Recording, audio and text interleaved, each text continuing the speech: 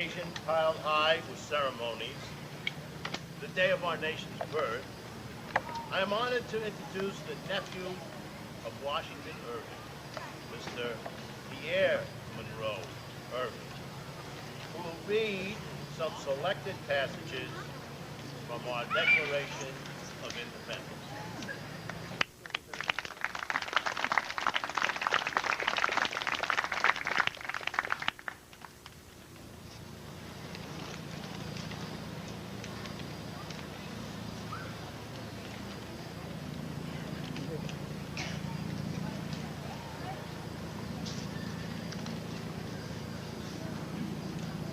Putnam, my Uncle Washington wants to know that the final 5 chapters of Volume 2 in galleys have been read by the two of us, and I will be bringing them down to your office Tuesday morning. Thank you so much.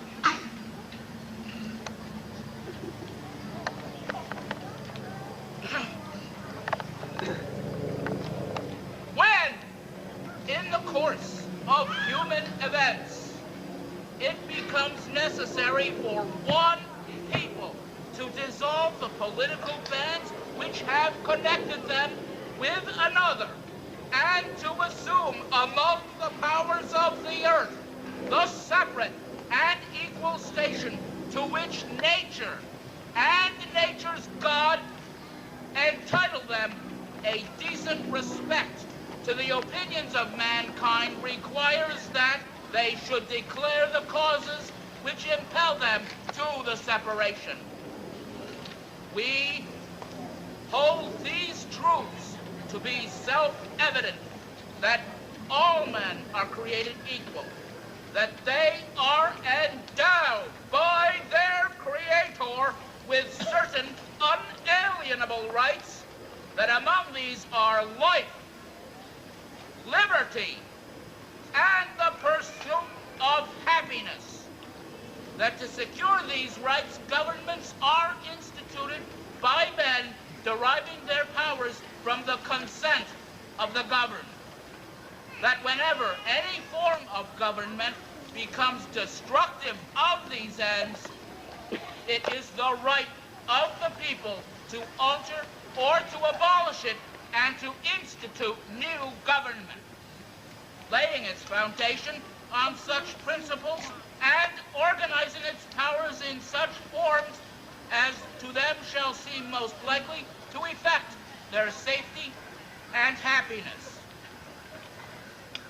Prudence, indeed, will dictate that governments long established should not be changed for light and transient causes, and accordingly, all experience hath shown that mankind are more disposed to suffer while evils are sufferable than to right themselves by abolishing the forms to which they are accustomed.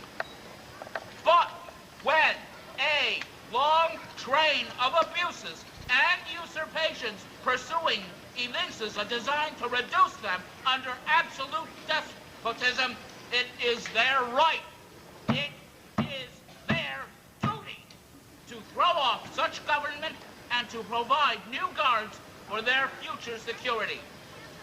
Such has been the patient sufferance of these colonies, and such is now the necessity which constrains them to alter their former system of government. The history of the present King of Great Britain is a history of repeated injuries and usurpations, all having in direct object the establishment of an absolute tyranny of these states. To provide this, let facts be submitted to a candid world. He has refused his assent to laws the most wholesome and necessary for the public good. He has combined with others to subject us to a jurisdiction foreign to our Constitution and unacknowledged by our laws, giving his assent to their acts of pretended legislation, for quartering large bodies of armed troops among us, for imposing taxes on us without our consent, for depriving us in many cases of the benefits of trial by jury. In every stage of these oppressions, we have petitioned for redress in the most humble terms. Our repeated petitions have been answered only by repeated injury. A prince whose character is thus marked by every act which may define a tyrant is unfit to be the ruler of a free people. Nor have we been wanting in attention to our British brethren. We have warned them from time to time of attempts by their legislature to extend an unwarrantable jurisdiction over us. We have reminded them of the circumstances of our emigration and settlement here and appealed to their native justice.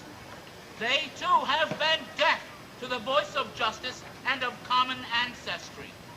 We therefore must acquiesce in the necessity that denounces our separation and hold them as we hold the rest of mankind enemies in war, in peace, friends. These colonies solemnly publish and declare that these united colonies are and of right ought to be free and independent states that are absolved from all allegiance to the British Crown and all political connection between them and the state of Great Britain is and ought to be totally dissolved, and that as free and independent states, they have full power to levy war, conclude peace, contract alliances, establish commerce, and do all other acts and things which independent states of right do. And for the support of this declaration, with a firm reliance on the protection of divine providence, we mutually pledge to each other our lives, our fortunes, and our sacred honor.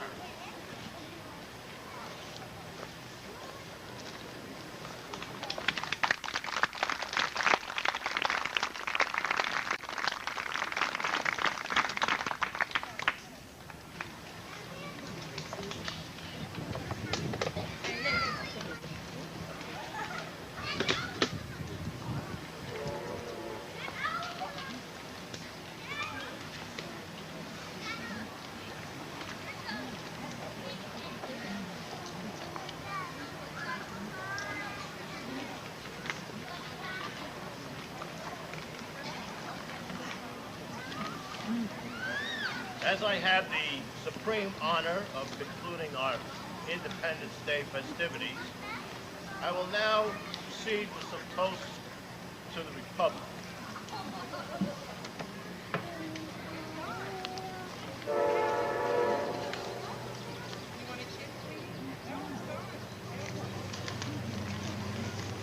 To the signers of the Declaration of Independence. To them I offer the joyous note of this day and the most glorious anthem which free men can offer to their martyr spirits. Huzzah! To the memory of George Washington. Time that destroys all things will spare the fame of the father of our country. Huzzah! To the Union. May it not cease to exist until the heavens shall become as a shriveled scroll. Huzzah! To the President of these 31 United States, Franklin Pierce, the servant of the greatest, freest, and happiest nation on earth. Huzzah! To the American female, many daughters have done virtuously what thou excellest. Huzzah! And lastly, to our host, Washington Irving. The sumptuous entertainment we have partaken on this occasion entitles him to our grateful thanks. May he receive a reward more substantial in all his future undertakings of a similar character. Huzzah! What you've been waiting for. And now to conclude our festivities, please refer to your song sheet as our talented musicians lead us in a sing-along. Thank you, one and all.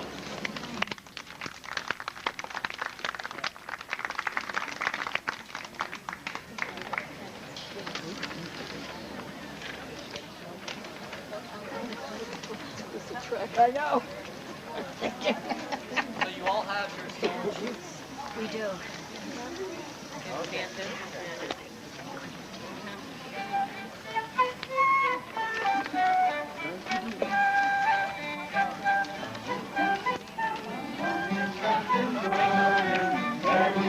The men and boys as thick as hasty pudding. Yankee Doodle, keep it up. Yankee Doodle dandy. Mind the music and the steps, and with the girls be handy. And I saw a little Peggy's head all made of lead. Being the true sphere of women. Now is the time to leave women to find their own true happiness and purpose in life. Do not tell us Don't you have any ideas? Meg? Well, we hope you enjoyed your